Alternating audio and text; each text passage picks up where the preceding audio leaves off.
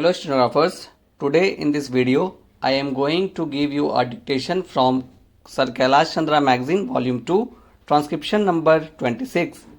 The speed of dictation will be 95 words per minute, so be ready for it. 5 seconds to go. Start. Mr. Vice Chairman, I would now like to make a few observations on the Ministry of Education. Education is basic to any national regeneration. It is true that it does not bring any return as our other projects do, as for instance the steel projects or the irrigation projects do. But this is the investment that is designed to help building up of the human material. It is agreed that education has expanded after independence and during the plan periods, but it is a matter for concern that the content of education has not been equal to our expectations. Even today, we are engaged in experimenting with all types of education from the basic stage up to the university level. It is not clear, I presume, that the basic pattern of education of which so much was said and written is accepted as a success even today. Where do we stand with regard to the basic pattern? It seems to be the position that all arguments are in favor of that type of education, but all proof is against the success of such a type of education. Where does the government stand with regard to this type of education? We swear by the basic type of education because it was discovered by the father of the nation. But if it has been a failure, why should not the government say that that is the position? Then again take secondary education and also collegiate education. 3 years ago, it was said that all universities should have 3-year degree courses, and some universities which were reluctant to accept this reform were more or less compelled to do so, and they accepted it. Now, certain universities find that this scheme is not working satisfactorily and they feel that they should have a 2-year course in the college before students could enter the degree course. I mention this to show that this eternal tinkering with education should stop, and it should not go on like this.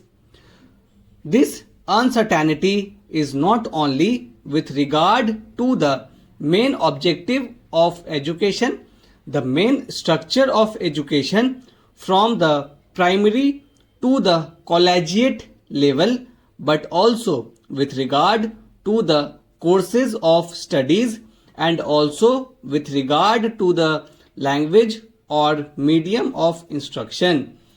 Mr. Chairman, up to the secondary stage, it has been accepted that the medium of instruction should be the regional language.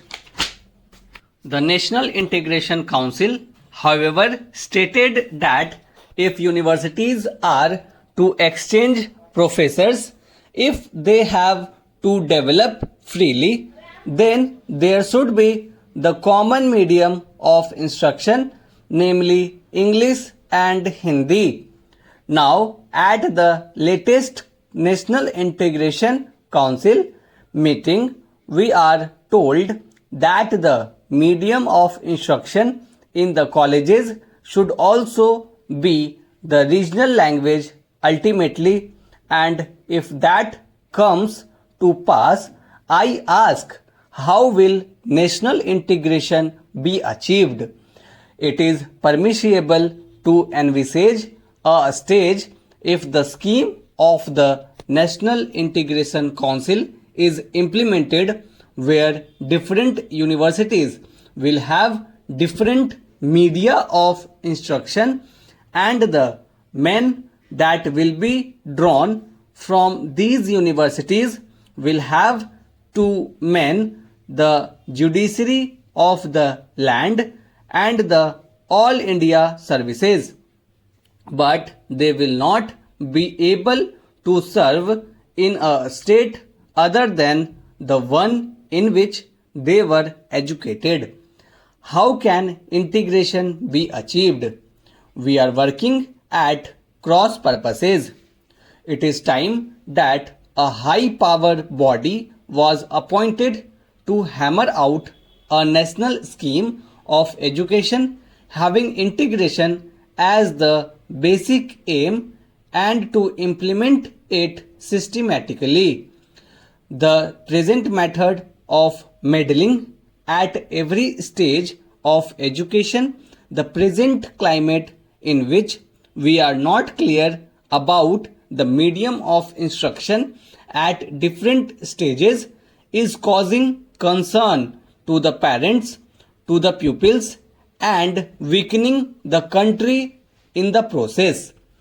This is a major problem at this stage of the development of the country. Then, Mr. Vice Chairman, I would pass on to the Ministry of Transport and Communications. According to this ministry, we are to build a system of national highways, provincial or state highways, an integrated system of communications from the village upwards, but the central government is concerned with the construction of national highways. It is good to have a fine system of national highways. It also serves as a physical link for integrating the nation. It is good, but this planning of construction of national highways without regard to the development of railways and the development of industries in the regions in which the highways are proposed to be constructed will be something beyond our means at the present moment. Assuming that we have a network of national highways, are they to be put to immediate use? Are they good investments?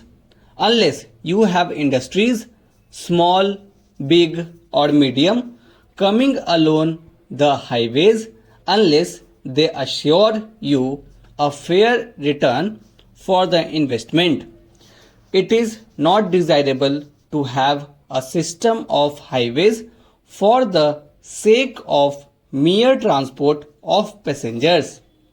In other words, we should have a scheme of priorities for the national highways so that they can be looked after.